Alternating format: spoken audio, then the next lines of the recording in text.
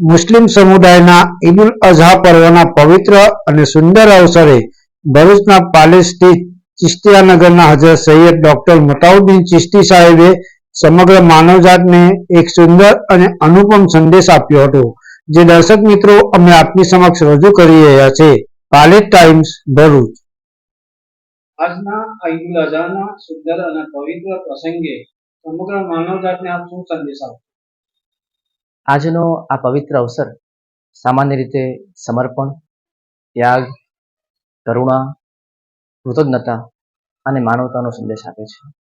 પરંતુ અહીં અગત્યની બાબત એ છે કે આજનો અવસર એક ગૂઢ સંદેશ પણ આપે છે. આજના અવસરમાં એક ગૂઢ અને ઊંડો સંદેશ સમાયેલો છે, અને એ સંદેશ છે કે દરેક વ્યક્તિ પોતાના અહંકારને, પોતાના દ્વેષને અને પોતાના સ્વાર્થને પાછળ રાખે, એને ભૂલી જઈ કરુણા, માનવતા અને સંવેદનાને પ્રાધાન્ય આપે, એકબીજાને સમજે અને એકબીજાના દરેક કામમાં સહભાગી થાય.